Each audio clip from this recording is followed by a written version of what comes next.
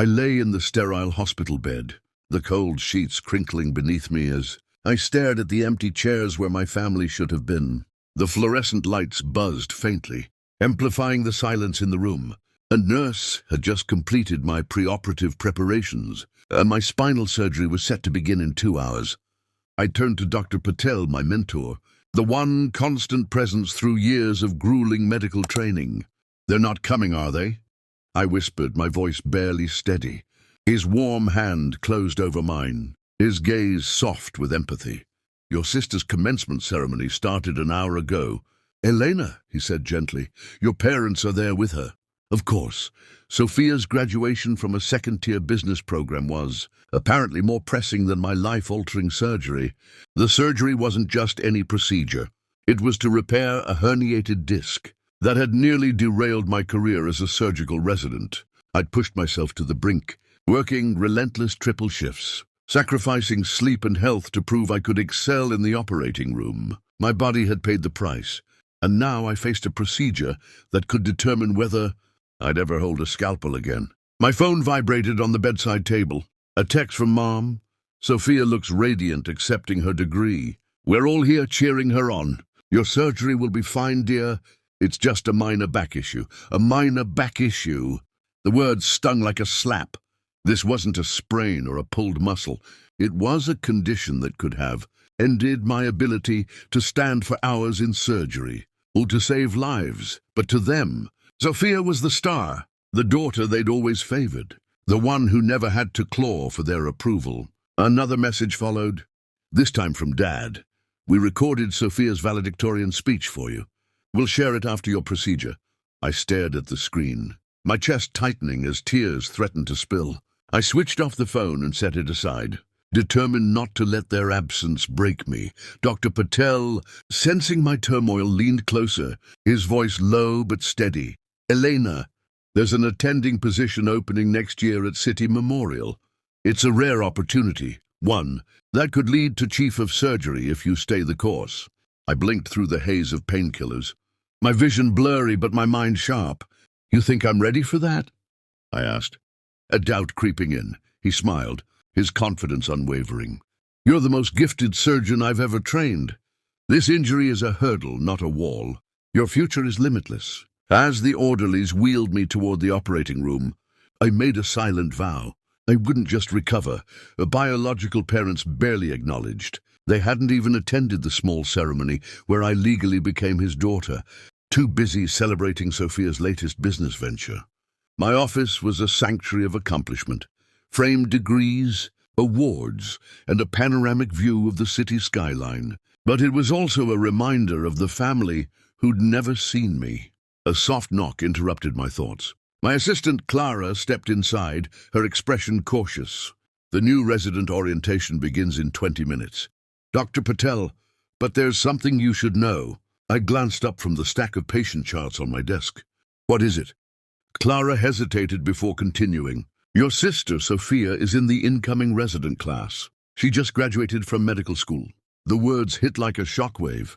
Sophia, the sister whose college graduation my parents had prioritized over my surgery. The sister who'd spent years boasting about her corporate success while dismissing my medical career as just doctor stuff. I leaned back in my chair, memories flooding back, family dinners I'd missed for emergency surgeries, holidays I'd spent on call while they fawned over, Sophia's promotions at her mid-level marketing firm. "She's already making waves in the lobby," Clara added, her tone dry, telling everyone how her business background will transform hospital management. "She's calling herself a visionary in the making." I suppressed a bitter laugh and opened my tablet, pulling up the resident files. There she was, Sophia Carter, MD, her headshot polished and poised, just like every family photo I was conspicuously absent from. "She doesn't know you're chief of surgery, does she?" Clara asked, reading my expression. "No," I said, a faint smile tugging at my lips. "My family never bothered to ask about my career. They still think I'm just a regular doctor." My phone buzzed with a text from Mom. "The first in months. Sophia begins her residency today. First doctor in the family. So proud, first doctor." The words burned. They'd missed my medical school graduation, my chief resident ceremony, my adoption by Dr. Patel. They'd missed me. "Clara," I said, straightening my coat, "let's ensure this orientation leaves an impression." The lecture hall was abuzz with nervous energy as 200 new residents filled the seats, their white coats pristine and their faces eager. Sophia sat front and center, already charming the residents around her. "My MBA gives me an edge," I overheard her say, her voice dripping with confidence. "I'll be running a hospital like this in no time. My family's thrilled, first doctor in the family, though my sister dabbled in medicine. Dropped out of the high-pressure stuff, I hear." Clara, standing beside me in the wings, touched my arm. "Ready, Dr. Patel?" I thought of the past 8 years, the sleepless nights mastering my craft, the lives I'd saved, the department I now led while my family celebrated Sophia's every minor milestone. "Oh, I'm ready," I said, stepping toward the podium with purpose.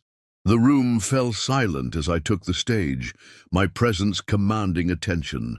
200 pairs of eyes followed me, but I focused on one. Sophia's self-assured smile wavered, then collapsed as she recognized me. "Welcome to City Memorial Hospital," I began, my voice clear and resonant. "I'm Dr. Elena Patel, Chief of Surgery and your residency director."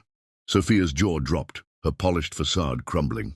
The residents around her exchanged glances, noting our resemblance, but not yet grasping the undercurrent of tension. "Some of you may bring unique backgrounds to this program," I continued, my gaze fixed on my sister. "Business degrees, perhaps. But let me be clear. What matters here is your skill in the operating room, your commitment to your patients, and your ability to thrive under pressure. Everything else is irrelevant." Clara handed me the resident assignment list, and I allowed myself a moment to savor the anticipation. Sophia shifted uncomfortably in her seat as I spoke. "You'll each be assigned to an attending physician who will guide you through your rotations. However," I paused, my eyes meeting hers, "for Dr. Sophia Carter, there's a special arrangement. Per hospital policy on familial conflicts, you'll be transferred to Riverside Medical Center." Sophia leapt to her feet, her voice sharp with disbelief. "You can't do that." I raised an eyebrow, my tone calm but firm. "I can and I will. Hospital bylaws prohibit favoritism. We wouldn't want anyone to think you received special treatment because your sister is chief of surgery." The room erupted in whispers. Sophia's new allies began to distance themselves, their loyalty already wavering. "But Mom and Dad said you were just a regular doctor," Sophia stammered, her voice betraying her shock. "They said you couldn't handle the stress." I offered a professional smile, though inside, the sting of their dismissal still lingered. "Perhaps they would have known better if they'd attended my medical school graduation, or my chief resident ceremony, or my adoption by Dr. Patel." The murmurs grew louder as the residents pieced together the story. I dismissed the orientation and returned to my office, bracing for the inevitable fallout. Within 10 minutes, my phone lit up with messages. "Mom, how could you humiliate your sister like this? This was her day. Dad, reverse this transfer immediately or we'll escalate this." I let the messages go to voicemail, focusing instead on the day's surgical schedule. 2 bypass surgeries and a tumor resection awaited my expertise. My office door swung open without a knock, and Sophia stormed in, her makeup smudged with angry tears. "This is payback, isn't it?" she accused.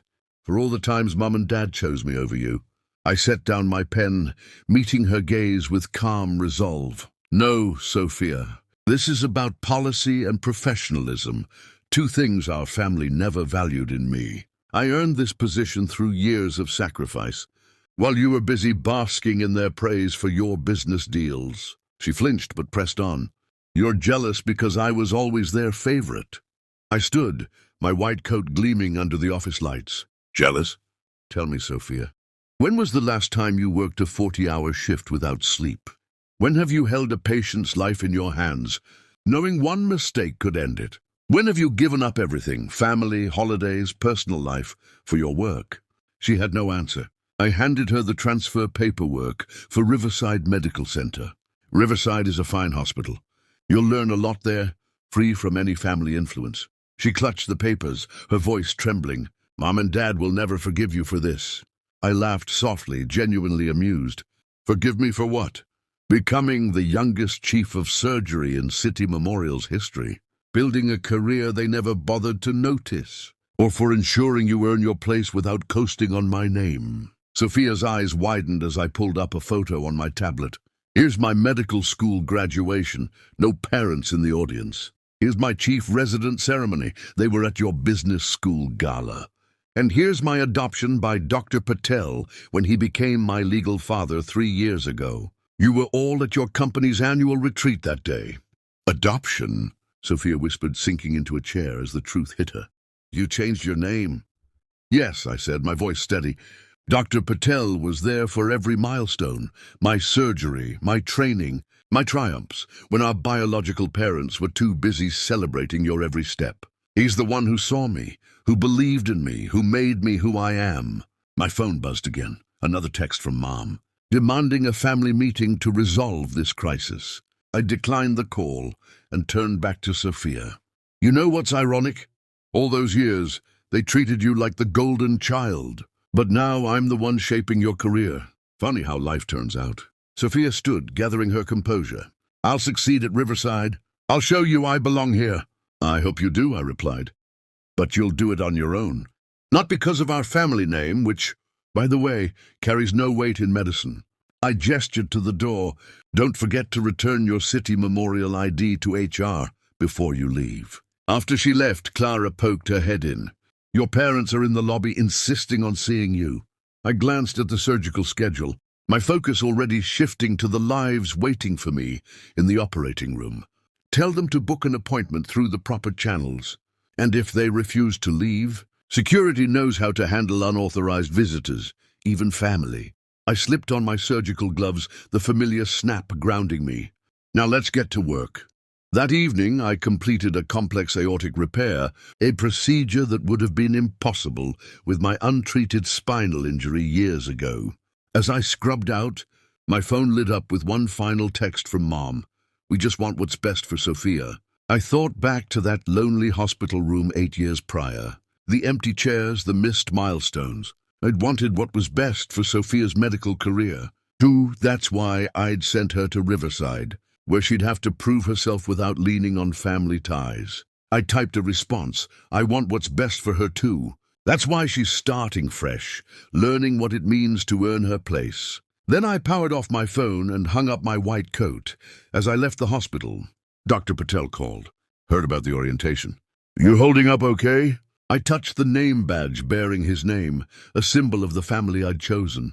Better than okay, I said, smiling. For the first time they saw me. They saw a chief of surgery, he corrected, pride in his voice. That's who you've always been.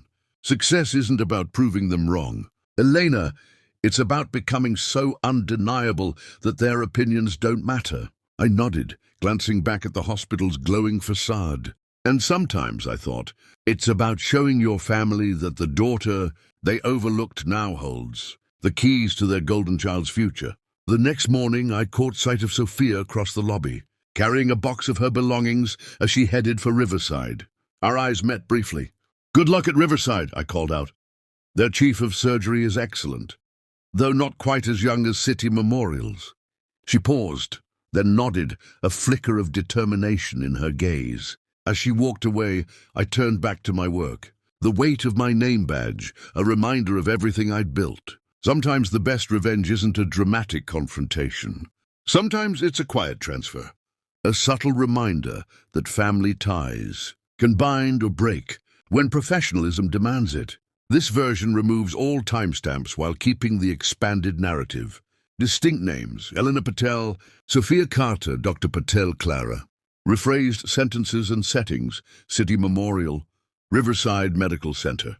The story retains the emotional depth, professional triumph, and family dynamics of the original, with added details to double the length. Let me know if you need further adjustments or additional elements.